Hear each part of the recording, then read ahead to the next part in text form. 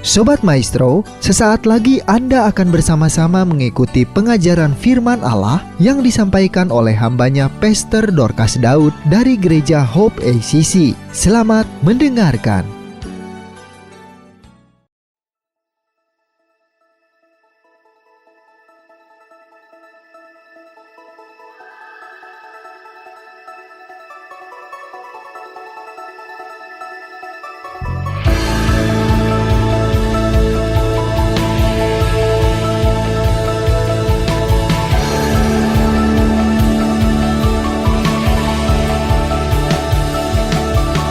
Kau kekuatan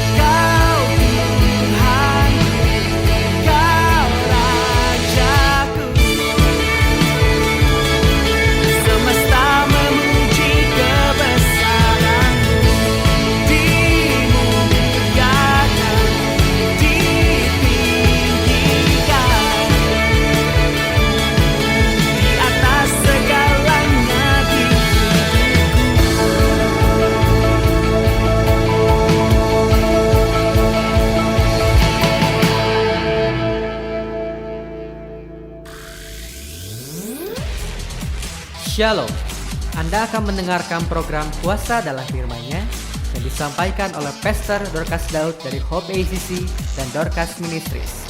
Selamat mendengarkan. Shalom, puji Tuhan.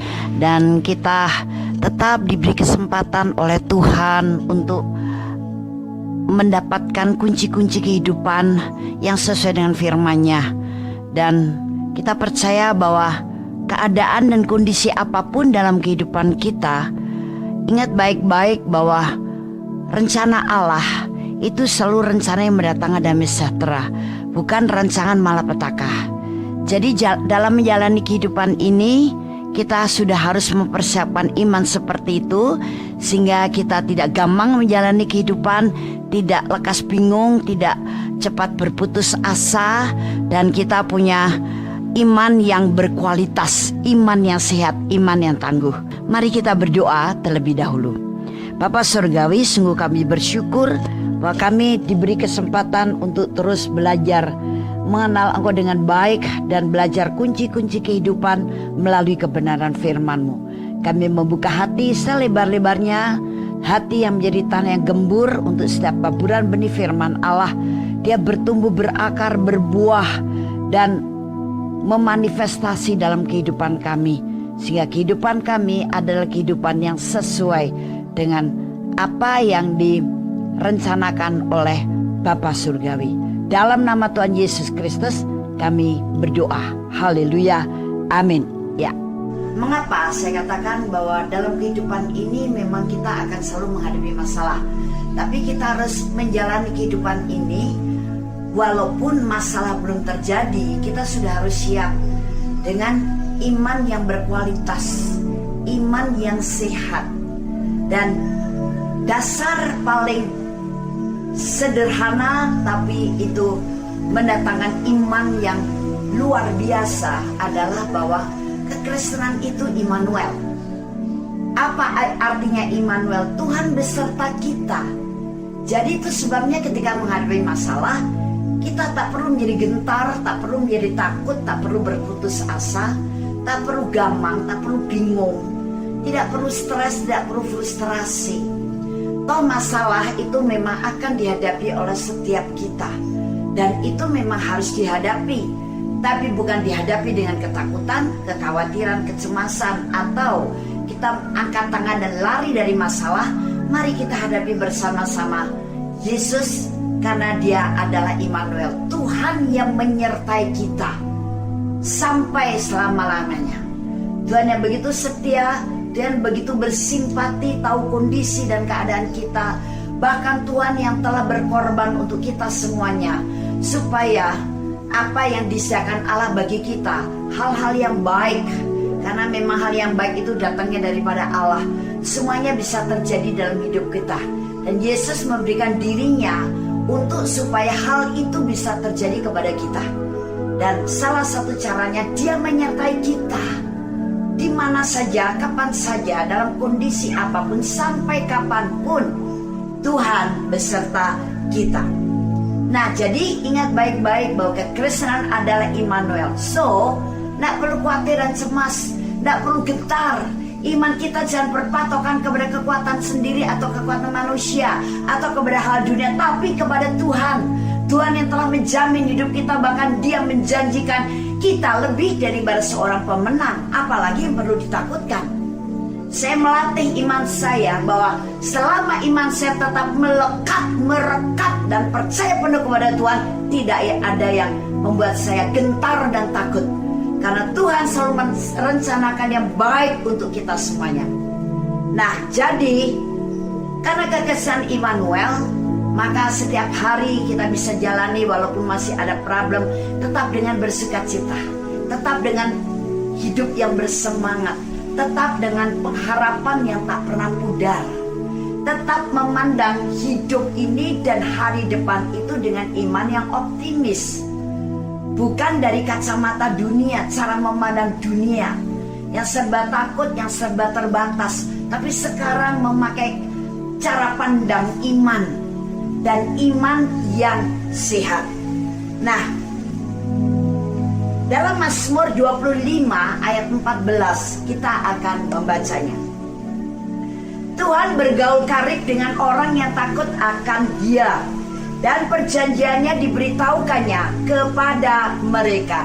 Nah, Dia menyertai kita, bukan sekedar menyertai, tapi kemudian hanya berpangku tangan, hanya memproklamasikan bahwa aku menyertai kamu, aku menyertai kamu. No, tapi Dia mau bergaul karib dengan kita. Apakah kau membuka hati? Apakah kau memberikan waktumu? Apakah engkau mau betul-betul bergaul dengan karib bersama Tuhan? Bukannya bergaul sekedar kita menjalankan kewajiban, tapi pergaulan yang karib, yang akrab. Ketahuilah bahwa Tuhan tidak mendesain hidup kita itu bebas dari masalah, tetapi Dia merancang hidup kita untuk berjalan bersama dengan Dia, supaya apa? Mampu menjalani hari-hari yang penuh dengan masalah dengan cara bergaul dengan Dia. Seberapa dekat, seberapa erat engkau bergaul dengan Tuhan?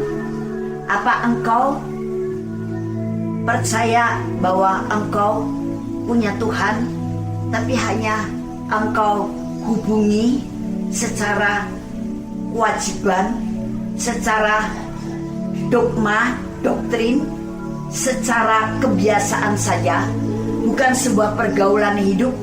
Padahal Tuhan yang kita sembah adalah Tuhan yang hidup. Dia juga mendudukan diri sebagai sahabat kita, yang dengan murah hati Dia mau mendengarkan apa yang kita katakan. Yang dengan murah hati Dia selalu ready, selalu siap. Untuk apa? Untuk menyelesaikan masalah kita dengan cara memberi hikmat, atau memberikan waktunya untuk mungkin kita sekedar bercengkrama dalam persekutuan yang manis dengan Dia. Sekedar kita baca surat cintanya, yaitu firman-Nya. Sekedar kita mengagungkan Dia, sekedar kita untuk mengagumi Dia melalui pujian, melalui penyembahan. Pujian itu belum tentu sebuah lagu, tapi ungkapan dari hati yang memang memuji Dia, memuji kebesarannya, kehebatannya, kedahsyatannya. Kita mengungkapkan kekaguman kita dengan segenap hati. Nah, itu adalah pergaulan yang hidup, bukan pergaulan yang sekedar mengikuti acara rutinitas, sehingga kita mempunyai hubungan yang monoton dengan Tuhan. Kita tidak mengalami kemerdekaan secara penuh dalam bersekutu dengan Dia. Kita merasa dibatasi waktu, kita merasa dicengkeram oleh masalah dalam pikiran kita, walaupun kita sedang berdoa, kita sedang baca firman-Nya. Kita merasa masih ada yang banyak harus kita kerjakan, makanya ini harus buru-buru saya beribadah dengan Tuhan. Sudah jam berapa? Sudah berapa lama? Semuanya jadi diatur oleh apa? Oleh hal-hal yang dilakukan oleh orang-orang duniawi. Diatur oleh apa? Kebutuhan daging kita, kemauan kita.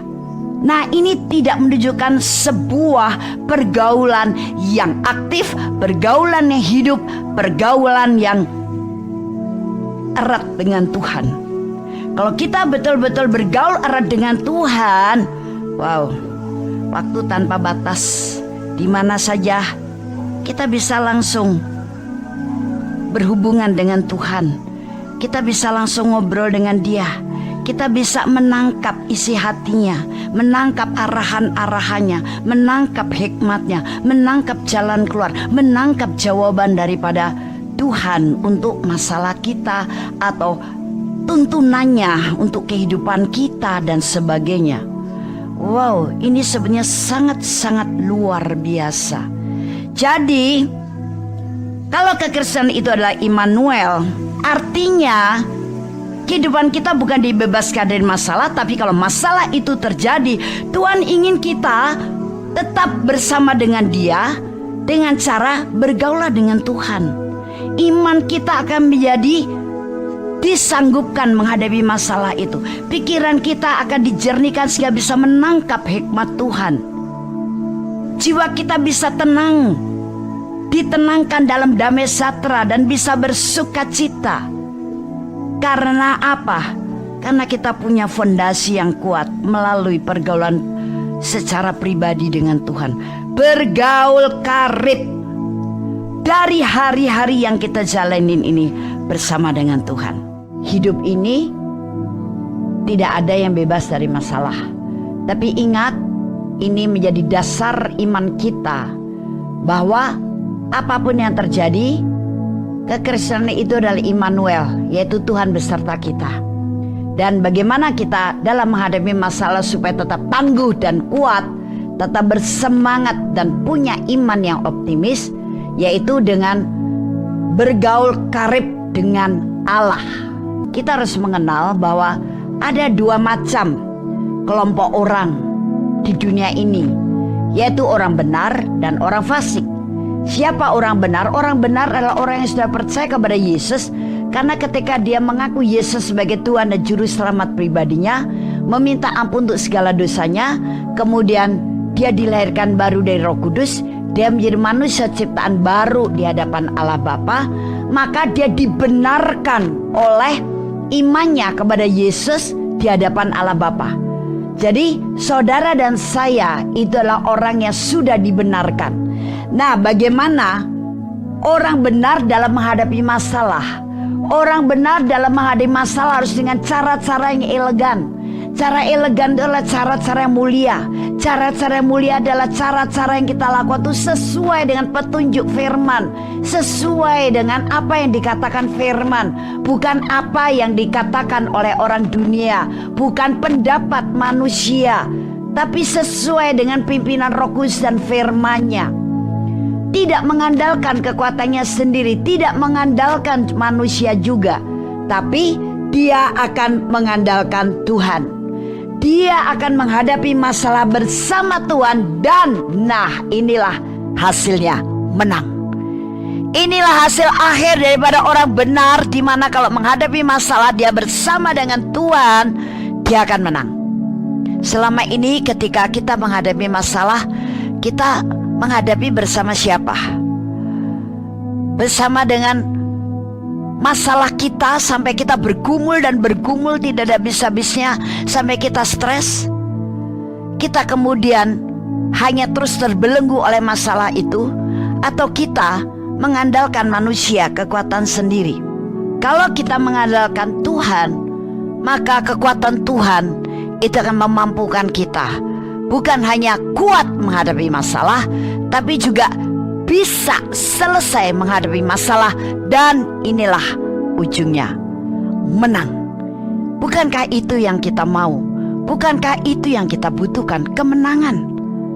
Tapi selama ini seakrab apakah pergaulan kita dengan Tuhan sehingga kita terbiasa siap menghadapi masalah, bukan keluar dulu dari mulut kita, aduh masalah lagi, aduh cilaka 13, aduh stres nih gua, aduh siapa lagi yang bisa memberi pertolongan pada saya, siapa orang yang bisa mengerti saya, siapa orang yang bisa bantu saya, siapa orang yang bisa minjami saya, ngutangin saya. Tidak begitu. Tapi ketika setiap menghadapi masalah, secara otomatis kita bersyukur, kita katakan haleluya, karena aku punya Tuhan yang menyertaiku siang dan malam, punya Tuhan yang hidup, dan aku akan hadapi masalah ini dan selesaikan masalah ini bersama dengan Tuhan.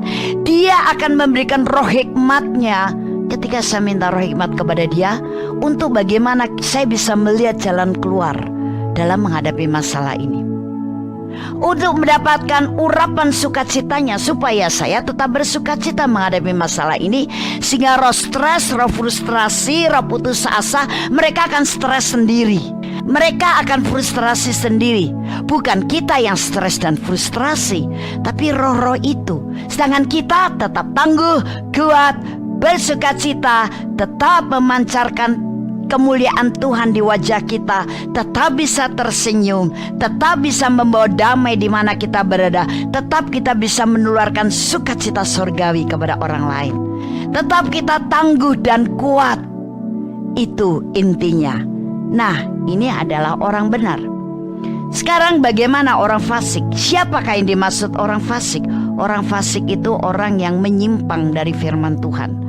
Bisa orang fasik ini memang orang duniawi yang tidak mau bertobat pada Tuhan Yesus atau belum bertobat kepadanya, atau dia bilang orang Kristen tapi dia tidak pernah hidup seturut firman Tuhan. Nah, itu adalah orang fasik. Dan mengapa tidak seturut firman Tuhan? Bisa jadi dia keras hati, keras kepala, sombong, tegar tengkuk, atau dia terbiasa mengandalkan hal-hal dari dunia. Dia terbiasa dengan pemikirannya sendiri. Dia lupa bahwa sebetulnya pikirannya harus diganti dengan pikiran Kristus, sehingga dalam menghadapi apapun sekarang hikmat roh yang bekerja di dalam dirinya. Nah, jadi orang fasik ini ketika dia menghadapi masalah, dia akan menghadapi seorang diri.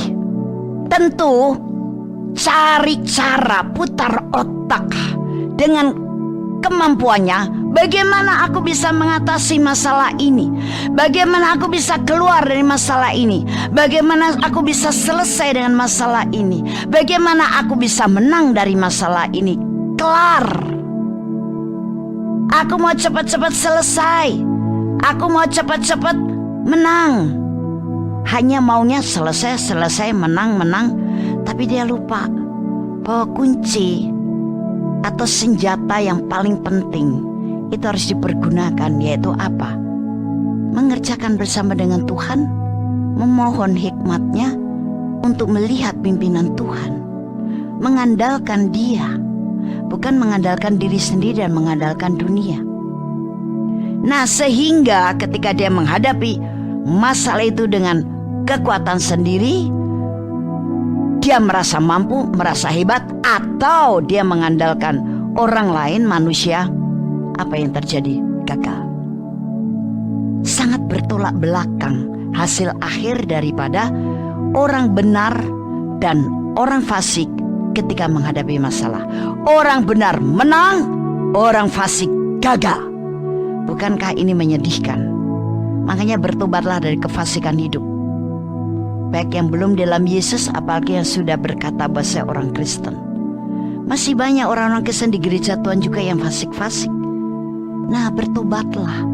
Karena kefasikan tidak akan membuat kamu menjadi lebih baik, tidak akan membawa kamu berjalan dalam kebenaran sehingga kau dimerdekakan oleh kebenaran itu, tapi makin akan menawan engkau, membelenggu engkau, bahkan menyesatkan engkau. Itu sebabnya, sudahkah kita menjadi orang benar? Kalau belum, mari lahir baru dulu, sehingga menjadi manusia ciptaan baru. Dan sebagai manusia ciptaan baru, kita rela dipimpin oleh Roh Kudus. Kita harus percaya bahwa kita sekarang menjadi orang yang telah dibenarkan oleh Yesus Kristus di hadapan Allah Bapa. Sehingga kita sekarang dengan semangat baru, dengan gairah yang baru, dengan iman yang optimis, kita hadapi masalah bersama dengan Tuhan, dan hasil akhirnya adalah menang. Mungkin di antara kita sering kali terlintas di pikiran atau mungkin sudah tercetus dalam dari perkataan kita, mengapa Tuhan mengizinkan masalah ini terjadi atas hidup saya? Ada berpikir bahwa kalau orang Kristen itu semua jadi eng-ing-eng, semua harus mulus, lancar, tidak ada hambatan sedikit pun. Oh tidak. Justru memang itu diizinkan Tuhan, bukan untuk mencelakai kita loh, bukan untuk menghancurkan, bukan untuk membinasakan kita loh. Tapi maksud Tuhan adalah dengan mengizinkan masalah itu terjadi adalah supaya kita itu memprotekkan firman-Nya sebagai bukti bahwa firman Tuhan itu kita percayai, firman Tuhan itu tidak pernah gagal, firman Tuhan itu kepastian, firman Tuhan itu jawaban kita, dan bahwa firman Tuhan itu hidup di dalam kita. Kalau nggak ada masalah, semua orang Kristen tidak ada tantangan, semua orang Kristen akan semakin santai, semua orang Kristen akan semakin semaunya sendiri dalam menjalani kehidupan karena tidak ada tantangan. Jadi orang Kristen yang pemalas, jadi orang Kristen yang hanya mencari kesenangan-kesenangan daging, kepuasan-kepuasan jiwa, tapi tidak menjadi seseorang yang berkualitas, seseorang yang berdedikasi, seseorang yang kuat, seseorang menunjukkan orang beriman, seseorang yang betul-betul taat kepada Tuhan, seseorang memang percaya kepada Tuhan.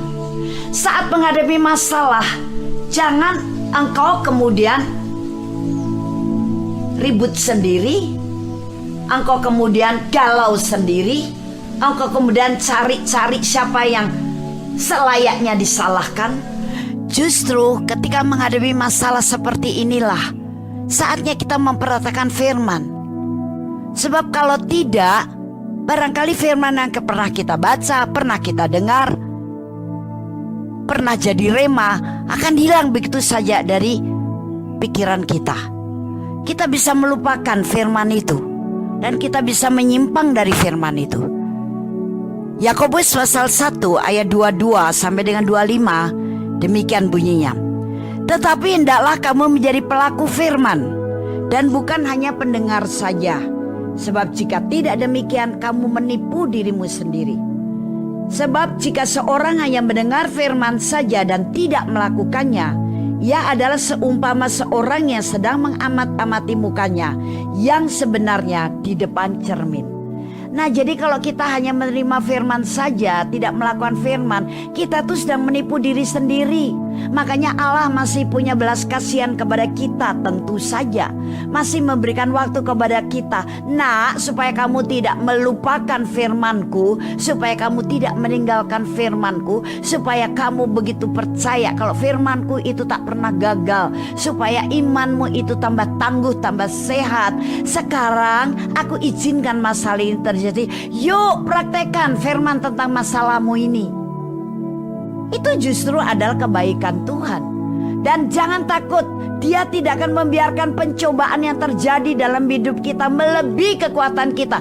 Jadi jangan pernah berkata terlebih dahulu ketika masalah terjadi, ketika tantangan ada, Anda berkata, waduh aku gak sanggup, wah aku sungguh-sungguh merasa hancur, aku sungguh-sungguh merasa cilaka. No, karena tidak akan pernah melebihi kekuatanmu. Sekali lagi, segala sesuatu yang baik datangnya dari atas, kata kitab Yakobus.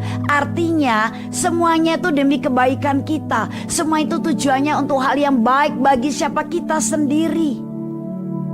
Percayalah itu, sehingga kita mau melakukan firman. Dan jangan bersungut-sungut dan menuduh Tuhan membiarkan hal ini terjadi. No, karena saatnya ketika ada masalah, firman itu akan dibuktikan oleh Allah Bapa. Firmanku benar, firmanku adalah kebenaran memerdekakan kamu. Firmanku tak pernah gagal, firmanku ya dan amin.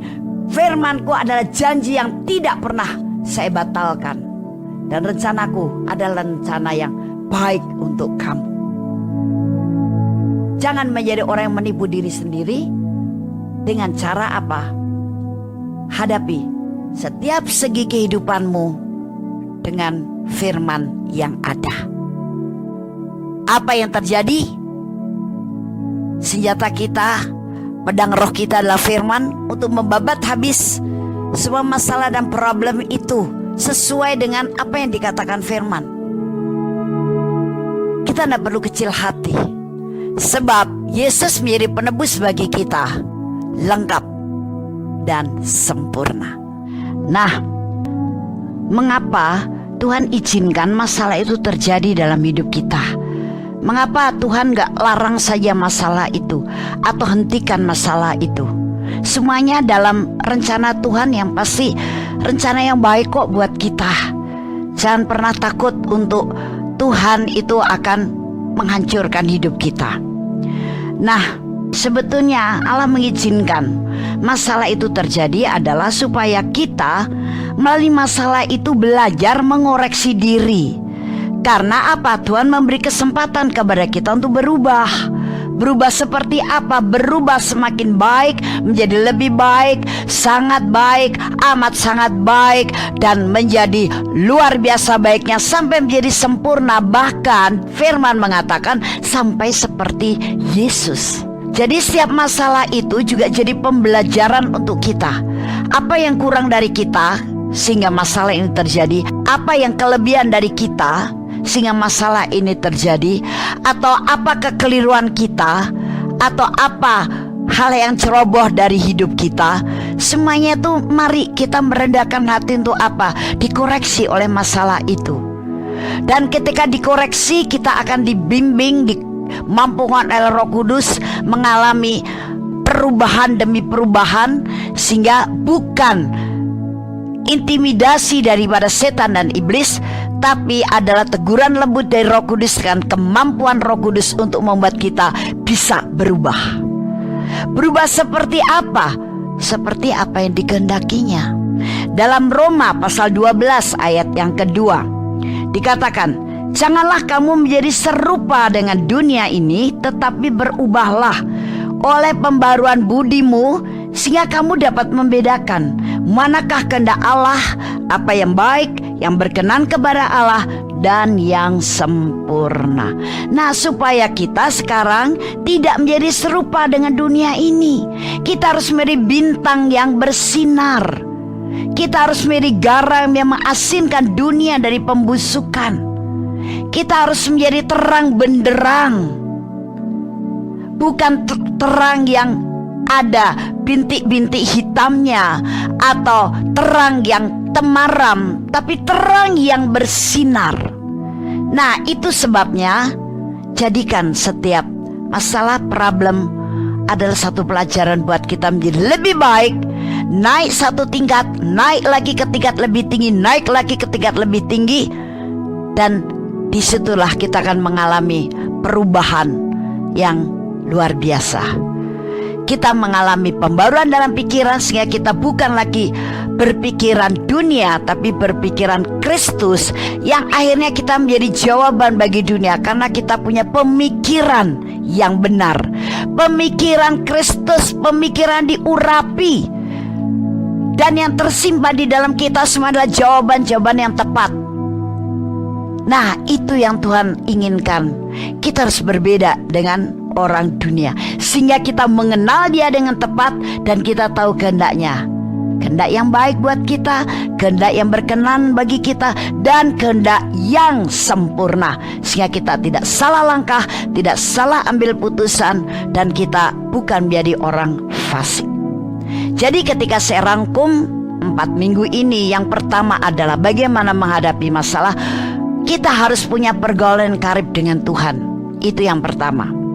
Dan kemudian yang kedua, kita harus mendudukkan diri sebagai orang benar, supaya menghadapi masalah bersama Tuhan dan menang. Jangan sebagai orang fasik, karena orang fasik itu setiap menghadapi masalah akan seorang diri, sehingga mengandalkan kekuatan manusia, mengandalkan diri sendiri, dan akan gagal. Dan minggu yang ketiga adalah Tuhan mengizinkan hal itu untuk apa? Apakah Dia kejam dengan kita? Apakah karena Dia benci pada kita atau sedang balas dendam oleh kesalahan kita? No. Tapi Tuhan ingin bahwa kita saatnya mempraktekkan firman. Karena kalau tidak dikasih tantangan, kita bisa melupakan firman. Kita bahkan bisa menyimpang dari firman. Dan membuktikan bahwa firman Tuhan itu betul-betul adalah kebenaran yang memerdekakan kita dan tidak pernah gagal. Ya dan amin. Dan firman Tuhan memang hidup dalam kita. Kemudian yang keempat adalah bahwa Tuhan mengizinkan masalah itu terjadi, dan masalah itu harus kita hadapi. Untuk apa? Juga untuk belajar mengoreksi diri. Karena Tuhan masih memberi kesempatan kepada kita untuk berubah ke arah yang lebih tinggi, lebih baik, lebih tinggi lagi, lebih baik lagi, lebih tinggi lagi, lebih baik lagi, sampai seperti apa yang ditentukan oleh Bapa Surgawi, seperti Yesus. Sanggupkah kita? Saya percaya yes. Ketika kita menyandarkan iman kita, hati kita dalam menjalankan seluruh kunci kebenaran ini kepada Dia, Sang Penebus, dan Roh Kudus serta firman-Nya yang menjadi perisai dan menjadi tuntunan kita. Puji Tuhan, Tuhan Yesus memberkati. Tapi sebelum saya akhiri, saya akan berdoa untuk semuanya. Urapan bekerja atas setiap kami, dan Dengan urapan itu Engkau mampukan kami untuk menghadapi masalah dengan cara-cara ilahi, cara-cara elegan, cara-cara mulia, yaitu cara-cara mengenakan kunci kerajaan Allah. Sehingga semakin hari kita semakin menyenangkan hati-Mu dan kami semakin sempurna seperti Engkau. Terima kasih Tuhan Yesus, terpujilah nama-Mu sampai selama-lamanya. Haleluya, amin. Tuhan memberkati. Haleluya. Kami percaya Anda pasti diberkati oleh firman Tuhan yang disampaikan oleh Pastor Dorcas Daud STH dari Hope ACC dan Dorcas Ministries. Dan bila Anda memiliki pertanyaan seputar kegiatan pelayanan kami, Anda dapat menghubungi kami di 08 222 703 0006. Sekali lagi di 08 222 703 0006. Sampai jumpa kembali. Tuhan Yesus memberkati.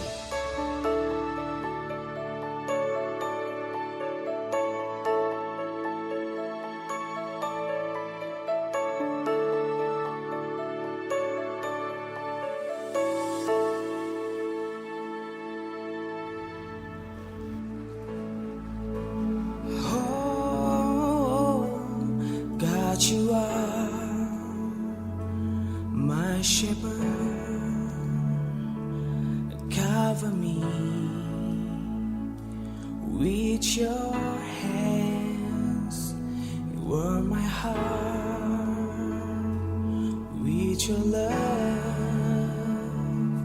Make me laugh, precious you, so amazed with your love.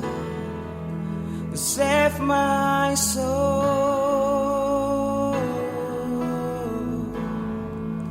So amazed with your grace. Surround me. I put my trust in you. You are my shield. I'm never scared of anything. You are my life.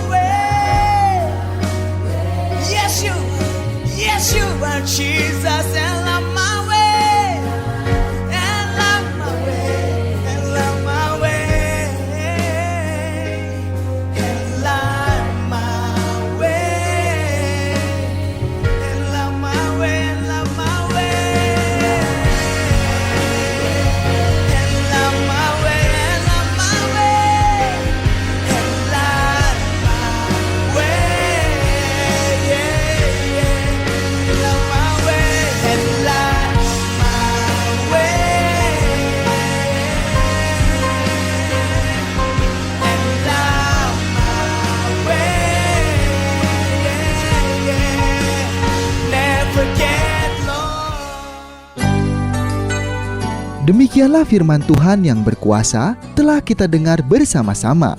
Dan kami percaya Anda sangat diberkati. Bagi yang membutuhkan pertumbuhan iman dan pelayanan lebih lanjut, Anda dapat menghubungi kami dan beribadah bersama dengan kami setiap hari Minggu di Gereja Hope ACC di ACC Center, Jalan Mekar Utama, nomor 31, lantai 3 Kompleks Mekarwangi, Bandung, pada jam 8.30. Ada kebaktian anak-anak pada jam yang sama. Ikuti juga Breakthrough Prayer setiap Jumat jam 18.30. Jika Anda membutuhkan dukungan doa, Anda dapat mengirimkan SMS ke nomor 0822 2703 0006. Tuhan memberkati.